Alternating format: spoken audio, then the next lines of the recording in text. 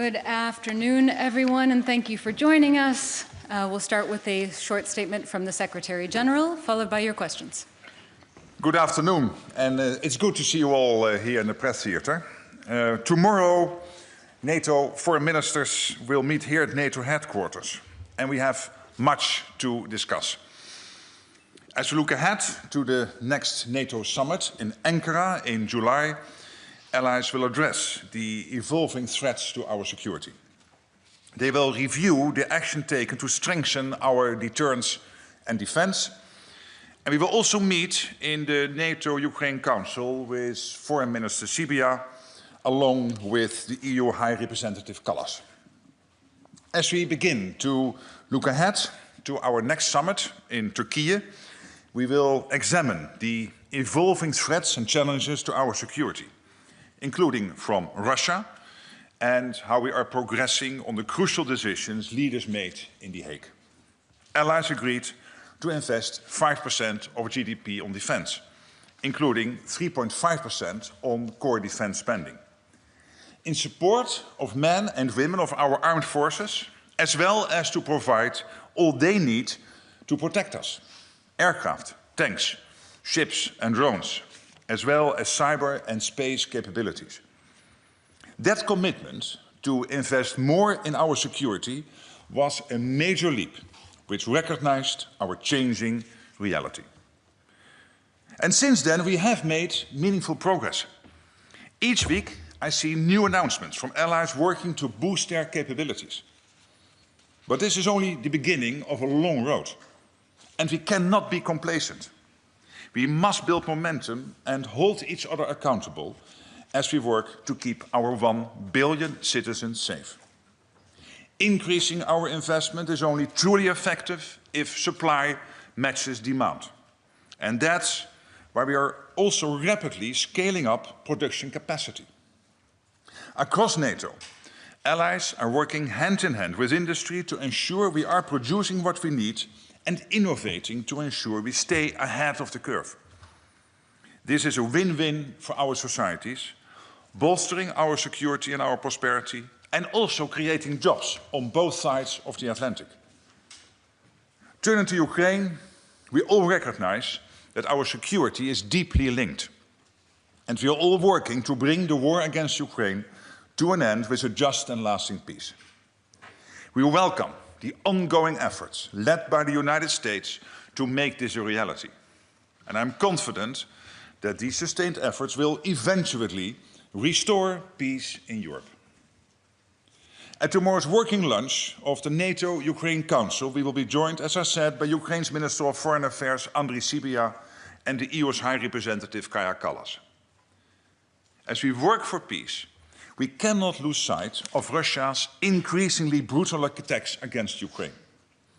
Russia is systematically targeting civilian infrastructure, depriving Ukrainians of heat and light at the start of winter.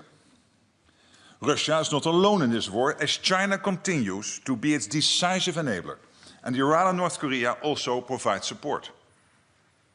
Since the earliest days of Russia's full-scale invasion, allies have shown unwavering commitment to Ukraine. In recent months, European and Canadian allies have provided billions of dollars of essential US equipment to Ukraine through Pearl. This support is an important part of our ongoing efforts to ensure Ukraine has what it needs to defend today and deter future aggression. And still, there is more we must do. I expect allies to announce new contributions in the coming days. So it's clear that we have a challenging agenda ahead. But allies have shown that they are ready, willing and able to work together to ensure we can tackle the challenges effectively, keeping our 1 billion people safe today and into the future. And with that, I'm ready to take your questions. Okay, let's start right here, second row on the corner.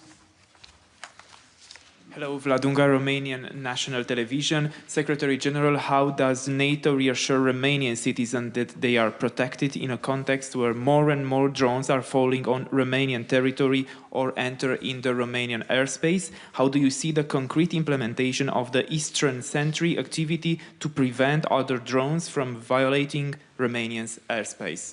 Well, thank you for that question. And I had a very successful meeting in Romania, I think it was now 3-4 weeks ago in Bucharest. And obviously we are working very hard at these problems. So first of all, you mentioned already Eastern Sentry. That is basically bringing together all the alliance is doing when it comes to the eastern flank, from the Black Sea up to the high north. And that is progressing rapidly, involving all military elements of the alliance. And part of Eastern Sentry is, and this is to your specific to your question, is to make sure we will get better and better at tackling the drone threat, both by drone production ourselves and making sure that we have our hands on the latest technology, but also when it comes to anti-drone technology. So that is an integral part of Eastern Sentry, and I can assure you we are progressing rapidly, and this is important, with help, for example, from Ukraine, through our JTEC joint center in Poland, where we basically share all the lessons learned also by Ukraine, specifically when it comes to drones, of course, but also generally in this terrible war of aggression started by the Russians. Okay, fourth row in the very center, Interfax Ukraine. Hi. Good afternoon. Goedemiddag. Goedemiddag zelf. Jazeker, why not? So the question is, as Mr. Witko right now is in Moscow and negotiation regarding US-led peace plan for Ukraine is still under negotiation, we all know that old version of 28 points also include NATO. Like Ukraine has to give up his ambition to become a member of NATO and so on, so on. You know what I'm talking about. In her speech, President Ursula von der Leyen already said, nothing about NATO without NATO. So I would like to know what is your opinion on this. Do you foresee that NATO will step up in this negotiation and when? Thank you. Well, when it comes to the NATO elements, obviously, when it comes to the NATO elements of a deal to end the war against Ukraine, that will be dealt with separately, and that obviously will include NATO. And when it comes to your general comment, I think it is very good that the US has putting forward proposals. You need to start somewhere. You need to have proposals on the table. As you know, both in Geneva and 2 days ago in Miami, talks have been taking place with the Ukrainian side. Indeed, talks today with the Russian side. So we follow that closely, and I think it's really important that the US is leading these efforts, making sure that we do whatever we can to end this terrible war. All right, coming over here, fourth row on the end, R&D. Thank you very much. Here I am, over there. Hi. Sven Christian Schulz with German newspaper network R&D. Kremlin spokesman Dmitry Peskov announced that Russia wants to use the peace negotiations to achieve its goal in the war against Ukraine. So do you want to see Russia, instead of Ukraine, making significant concessions instead of demanding the maximum here? Well, obviously we want the war to end, but with a sovereign Ukraine and a situation where Russia will never ever try again to attack Ukraine. That's key. The talks are now underway. I've stopped years ago to comment on Lavrov, on Putin, or on Peskov. I've met them all in the past as Prime Minister of the Netherlands, and I can assure you, let them talk and not always react. All right, and just next to him, AFP. Yes, thank you. Martin Anton for AFP. Coming back to the NATO membership of Ukraine, which was Ukraine not being a member of NATO was part of the original US plan, as far as we know. And even though it's not in the latest proposal, does the Ukrainian NATO membership remain a bargaining chip in the negotiations with Russia? And is the absence of US Secretary of State Rubio tomorrow a sign for the relevance of NATO in this process?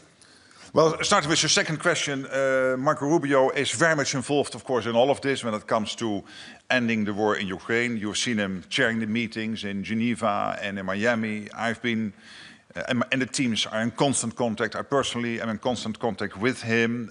So he's working extremely hard, having to take care not only of the situation in Ukraine, but of course many other issues which are on his plate. So I totally accept him not being able to be here tomorrow, and I would not read anything in it. We will have Deputy Secretary Chris Lendau here. I'm very happy he is here. So I think that's all covered.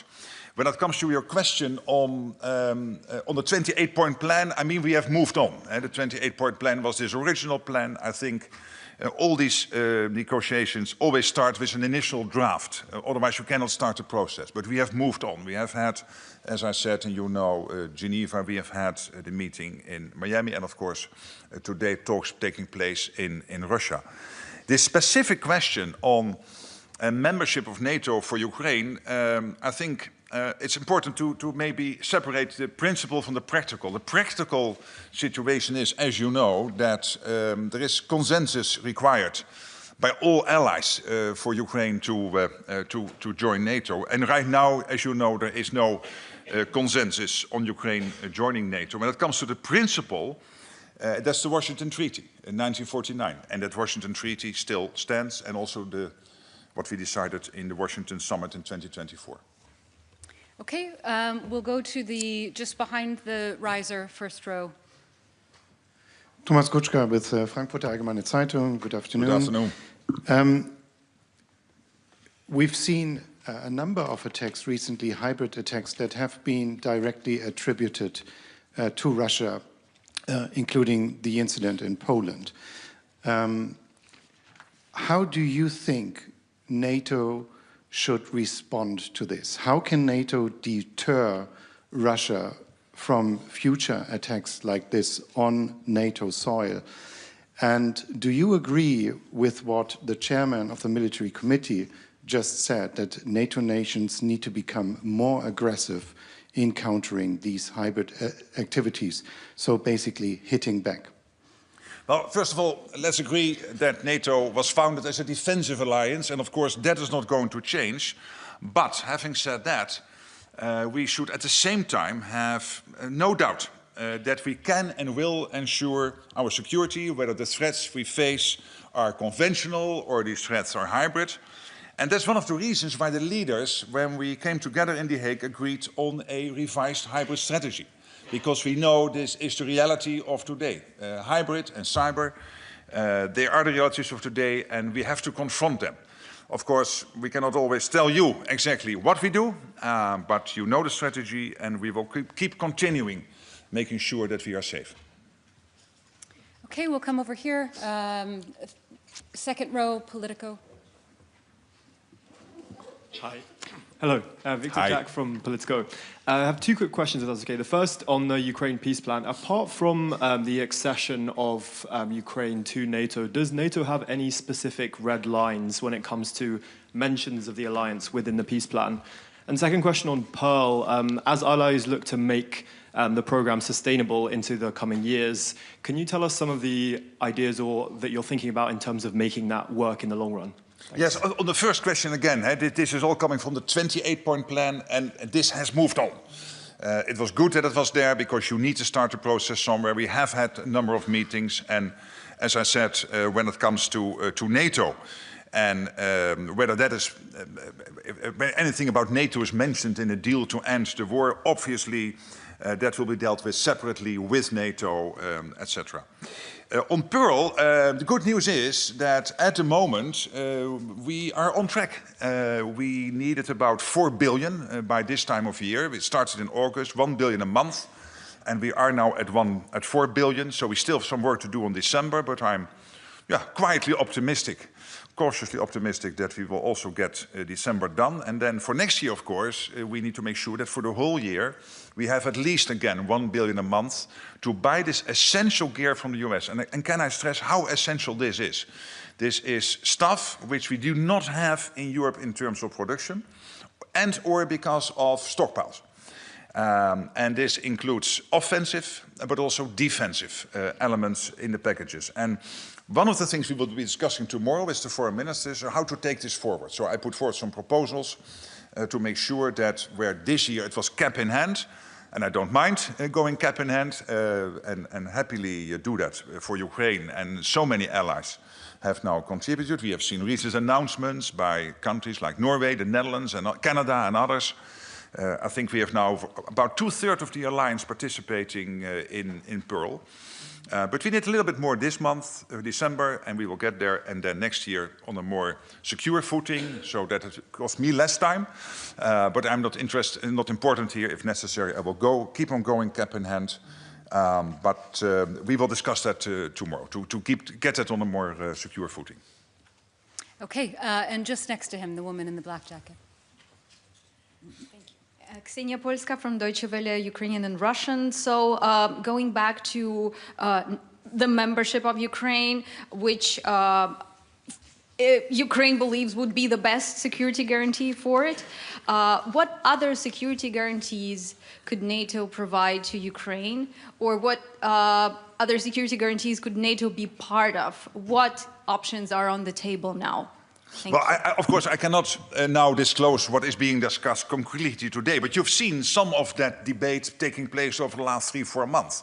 And one element of that discussion is the coalition of the willing, under the leadership of France and the United Kingdom, coming together to discuss how, post a long-term ceasefire, or even better, a total peace deal on Ukraine, how to make sure that Ukraine can be supported in a way that Russia will never attack again. So to make again the mistake we did with the Minsk agreement, where basically Russia was willing to try again a couple of years later with the full onslaught unprovoked in 2022.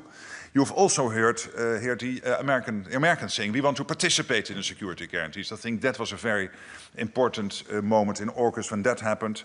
And of course, those discussions are still taking place. We now have to bring the war to a point where it ends. And then, of course, we have to make sure that we hammer out all the details. But a lot of work has been done by the Europeans, also working closely together with the Americans to make sure that post the peace deal, we can have security guarantees in place for Ukraine so that they are as safe as possible. Of course, building on the Ukrainian armed forces as the first layer of defense for Ukraine itself. Okay, we'll finish the end of this row, and then I promise we'll come over here.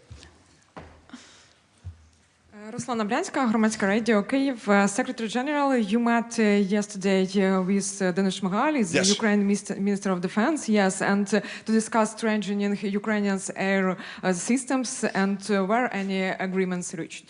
Yeah, so it was not that we had to reach agreements. It was basically taking stock of the situation, and indeed, air defense systems for Ukraine are, of course, always high on the agenda. The defense systems, but also the interceptors to be used in the systems, through the systems. And this is something which is also central to this Pearl initiative, next to all kinds of offensive stuff. This is an important part of it.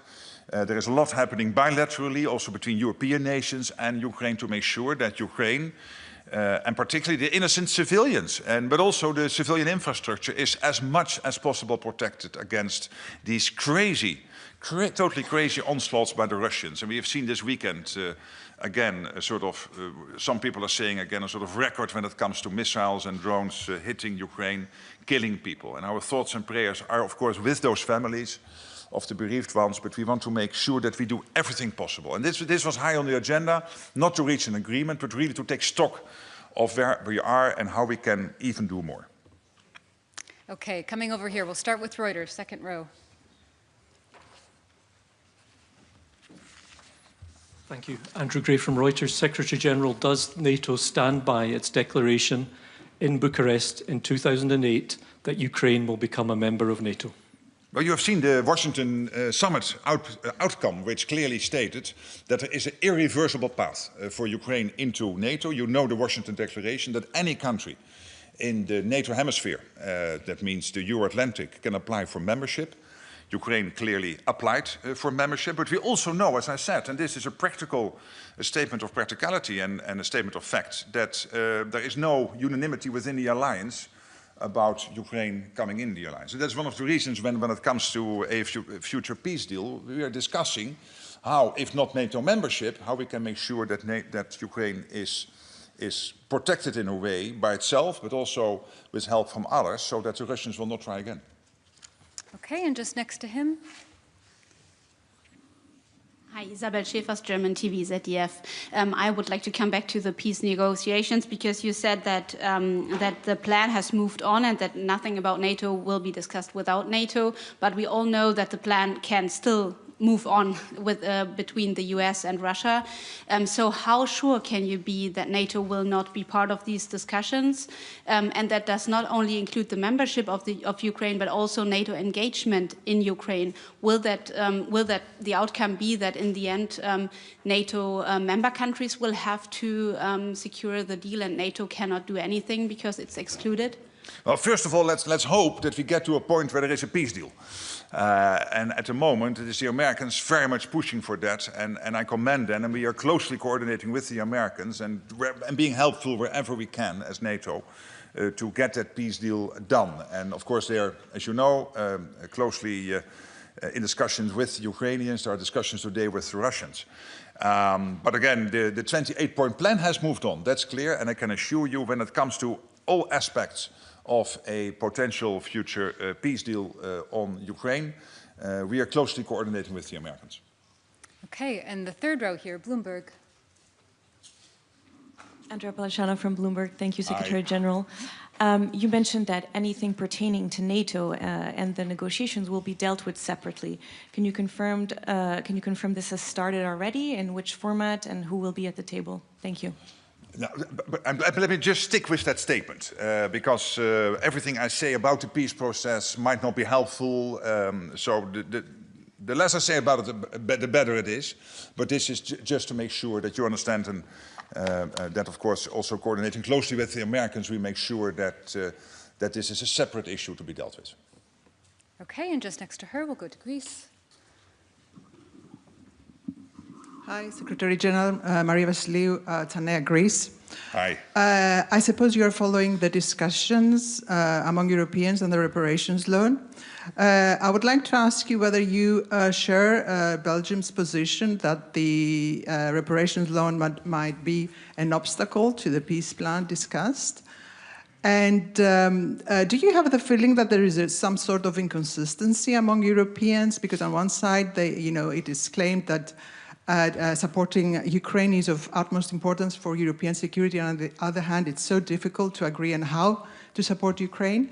And secondly, what do you think about the fact that NATO members, such as the UK, were not included in the safe mechanism? Thank you.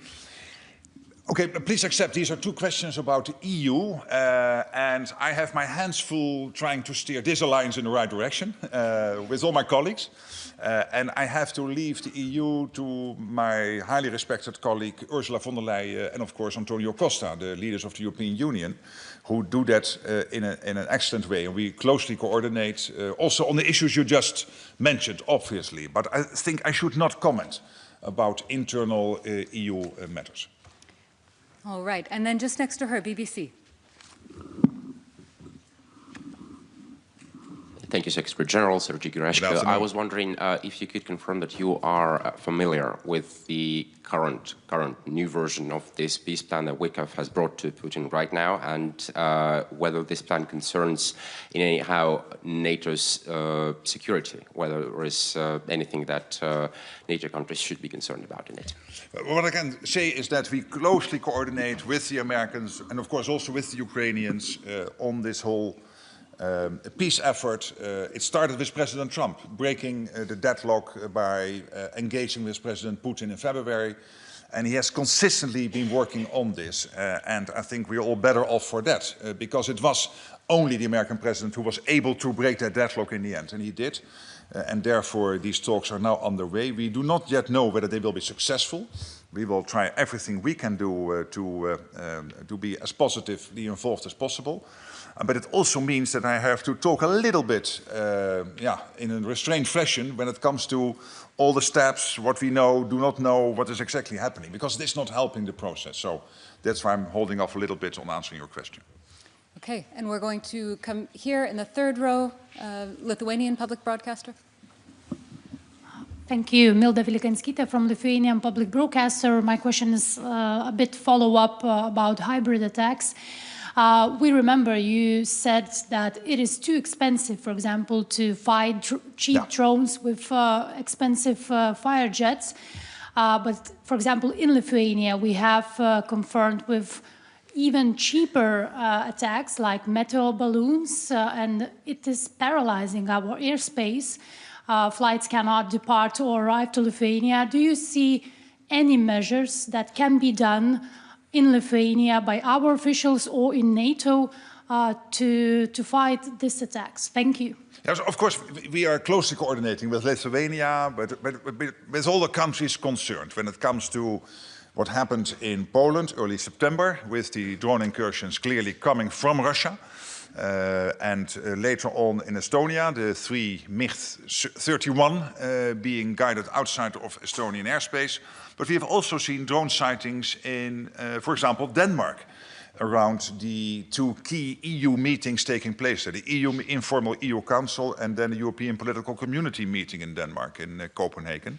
And we have seen similar reports from the Netherlands, from Belgium, etc. So this is one of the reasons for 2 things. One of those, first of all, when it comes to the countries who are physically on the eastern flank, like Lithuania, that Eastern Century also entails all the activities we are working on to make sure that we, of course, we do a lot on drones already. But with the input from the Allied Command Transformation, so the Supreme Allied Commander Transformation, Pierre Vonjé, and of course General Krinkovic, the Supreme Allied Commander Europe, to make sure that we use Eastern Century also to even further ramp up and step up together with the EU, which is working on getting the industry going. The EU is working on getting the money there and all the other stuff what the EU is working on together with NATO. That's on the flank. And when it comes to other drone sightings, you have also seen that countries come to the help.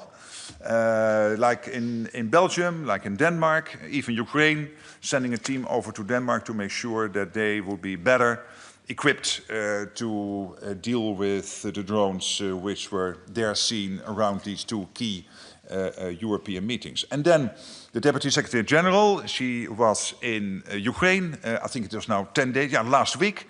And there has also been new agreements to work with Ukraine and Ukrainian industry to even further develop our joint efforts when it comes to defense production, and particularly also when it comes to drones. Okay, we have time for a couple more questions. We're going to go up to NTV Turkey. Secretary General, good afternoon. I'm just in front of you here. Yes, hi. Good from NTV Turkey. Good afternoon. I have 2 questions. First is with regard to the attacks that we're witnessing in the Black Sea on shadow or ghost fleets. This is raising security concern for Turkey. So what is your point of view on the situation and what NATO can do on that topic? And my second question is that I believe that there is 3 or 4 ministerial left that will pave the way to the summit in Ankara. So what will be the concrete deliverable to the summit in Ankara? And do you think that that might be a milestone for the ceasefire with the Ukraine and Russia, Russia-Ukraine, or whether it's going to be earlier? Thank you. Yes, on the first question, what we have seen, the reports, of course, as you also mentioned, of 2 Shadow Fleet ships in the Black Sea that were struck by uncrewed vessels over the weekend. And we have also heard the concerns expressed by, indeed, Turkey, our ally Turkey, about safety in the Black Sea. And let me just say this, I really believe that this incident is, again, further evidence of the broader security risk posed by Russia's ongoing war against Ukraine. On your second question, of course, we are, Ankara is not tomorrow. Ankara is today, but I mean the summit in Ankara is not tomorrow. That will be next year.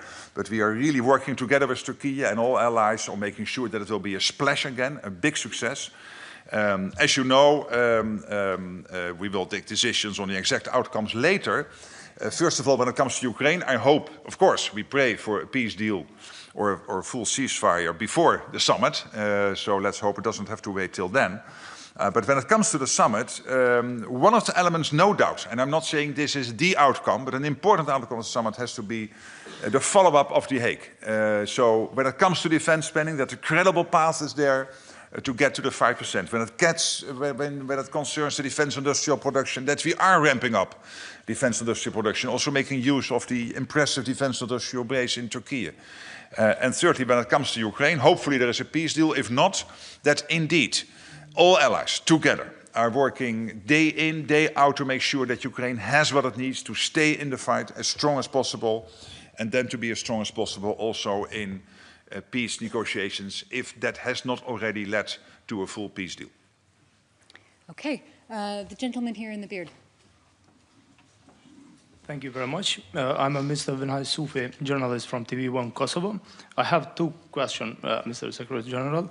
Kosovo and Serbia have not yet resumed the dialogue, as Kosovo still does not have a new government, while Vučić is facing protest. What is your message to both sides should they return to the negotiation table?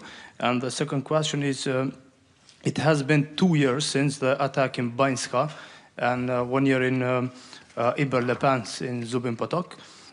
We have the KFOR troops continue to provide security in the 4 northern municipalities, but how do you assess the current situation in the Kosovo? Thank you very much. Well, as you know, on the second question, that for over 2 years we have consistently continued to call for accountability for the perpetrators of the attacks in both Zvečan and Banjska in 2023, to be brought to justice. My predecessor has worked on this with Aleksandar Vučić, the president of Serbia. I did myself. He told me that he would work on this, he would deliver. And we really count on the Serbian authorities to play their part in this respect. When it comes, of course, to the dialogue between Serbia and Kosovo and between Pristina and Belgrade, that's very much EU-led. We follow that closely, and of course NATO is involved indirectly through KFOR, and we try to be as helpful as possible also to that on that issue. Okay, and then 2 more questions. Second row here. Thank you very much. Ardy Stemening for NOS, the Dutch public broadcaster. Mr. Rutte, you were talking about the summit in Ankara, but to what extent do you actually believe that the current negotiations may result in a peace deal or a ceasefire soon? It's difficult to say. I know that the Americans are doing everything they can to get there. Look at the numbers for a sec. We have seen now 20,000 Russians a month dying. We have seen enormous losses on the Ukrainian side. Ukrainians are mounting a fierce defense of their country, but there are many Ukrainians dying in the war. This is what President Trump called the meat grinder. It's got to stop. We have seen yesterday the footage of President Putin dressed up like a soldier, far from the front line. Really terrible footage. And knowing that he is responsible for 20,000 deaths each month on his side. So we've got to stop this. We've got to stop the meat grinder, and that's why I'm fully supportive of the American effort to get the war to an end. It's difficult to predict whether we will be successful. I can assure you that everybody on the Ukrainian side, NATO, and of course led by the Americans, is trying to get there, because we want this ended. But in the end, we need 2 to tango. So we also need the Russians to tango, and that's being tested at the moment. So it's difficult to predict. Okay, and finally, table media, 4th row on the aisle. Yes, Stefan Israel, Europe Table, thank you very much. My question is, Kaja Kallas yesterday warned after the Defense Council that pressure is only put on one side, on the weaker side, on Ukraine. Do you share this assessment or this warning? What can NATO do against it? And if there is a situation, is quite well imaginable that Putin and Trump agree on a deal at the cost of Ukraine and maybe Europe and NATO. Would you still stand on the side of Ukraine then? Thank you. But I have every confidence in what the Americans try to achieve. And you've seen Steve Witkoff and Jared Kushner and Marco Rubio, both in Geneva as well as in Miami, working on getting this done together with the Ukrainians. They are now dialoguing with the Russians. They are constantly aligning with the Europeans and within NATO to make sure we are all on the same page. I cannot criticize that process at all. So to be honest, I'm not worried about that outcome you just mentioned. I think we can get there. But as I said to the last question here from the Dutch media, it needs two to tango. I think the Ukrainians, you see the Ukrainians wanting to play ball. They want to end this. And they are very appreciative of the American peace effort. Today we will see whether the Russians are willing also to engage. That's now being tested. Okay, thank you very much. We'll see you tomorrow. Looking forward to that. Thank you.